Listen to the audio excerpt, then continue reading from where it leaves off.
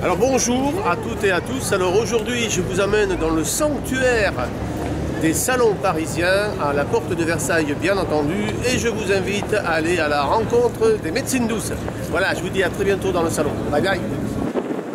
Alors après avoir passé les sas de sécurité, et oui, plan Vigipirate à l'honneur bien entendu dans une telle manifestation, eh bien nous allons maintenant arriver au pavillon des médecines douces, et dans quelques secondes, dans quelques minutes, l'ouverture des portes sera réalisée pour découvrir donc ce monde de la médecine traditionnelle, de l'équilibre de vie et de l'alimentation naturelle. Allez, on file dans le salon, il fera meilleur.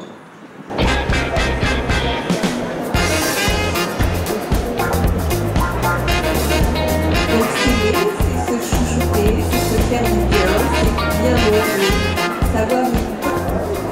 Dominique Haas, bonjour, merci de nous recevoir sur votre stand Medinat, où vous avez tout à fait votre place puisque vous avez vraiment un secteur très particulier. Vous vous occupez d'assurance pour les praticiens. Alors est-ce que vous pouvez nous expliquer en quelques mots ce à quoi correspond Medinat? Alors Medinat est une assurance de groupement destinée effectivement aux praticiens des médecines non conventionnelles, qui a été créée donc en 1998. On a aujourd'hui mis en place deux volets dans ce type de garantie. Il y a les garanties obligatoires d'un côté et les garanties optionnelles de l'autre.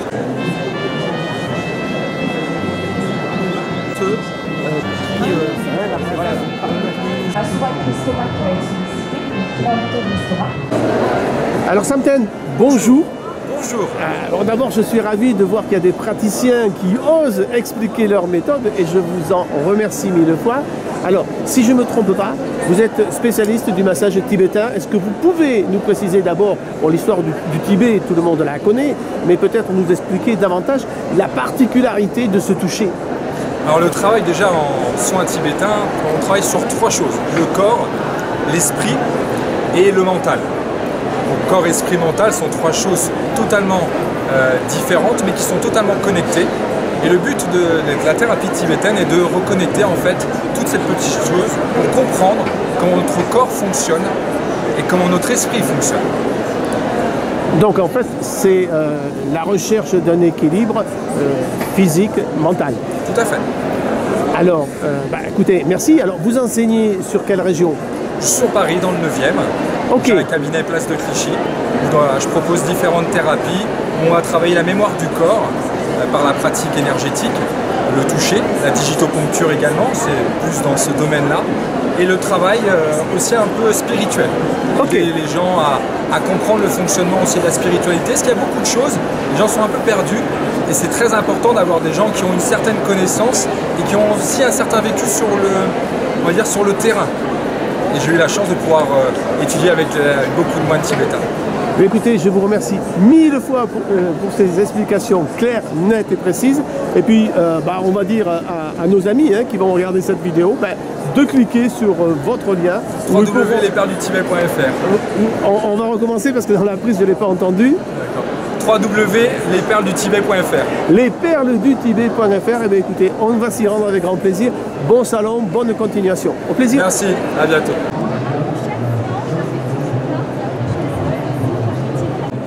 Le support de notre culture occidentale, quelle que soit son interprétation, il est bien marqué que c'est...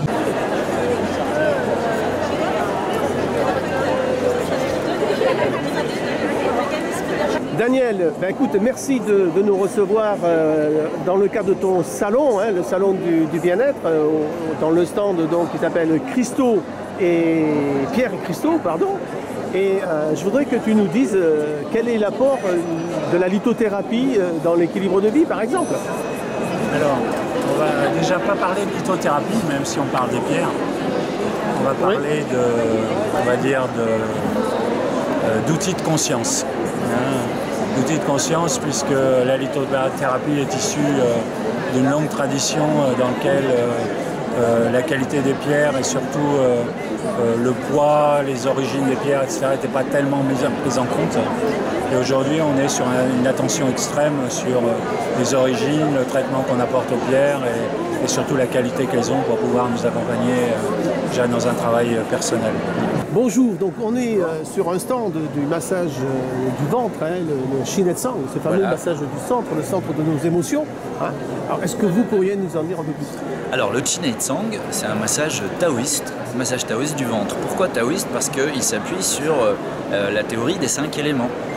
Les 5 éléments de la médecine traditionnelle chinoise. Absolument. Donc nous avons tous les éléments dans la nature, mais on les a aussi dans notre ventre, qui sont en corrélation avec nos organes. Pour ce qui est l'élément bois, par exemple, on a le foie. Et donc à partir de là, on extrapole sur les émotions. Alors le foie, ça gère la colère, la frustration. Ça gère aussi la générosité.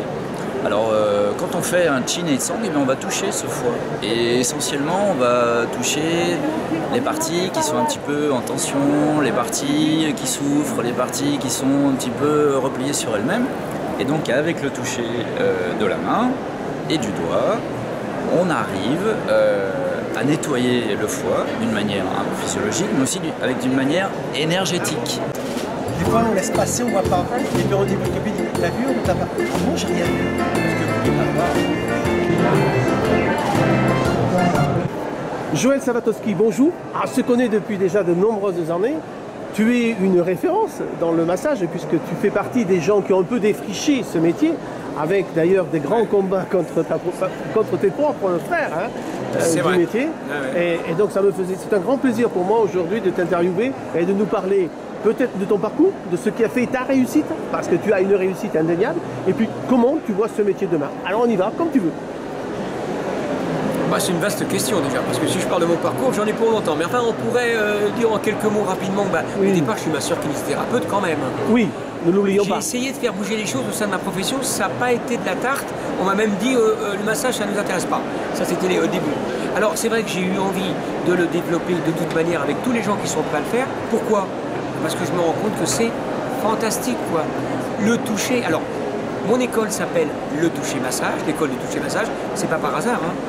J'ai employé le mot toucher parce qu'aujourd'hui, je pense, c'est une réalité, le massage c'est bien, mais ce qui est avant tout, c'est le toucher. Les gens ont besoin d'être touchés. La qualité, le contact de la peau contre la peau.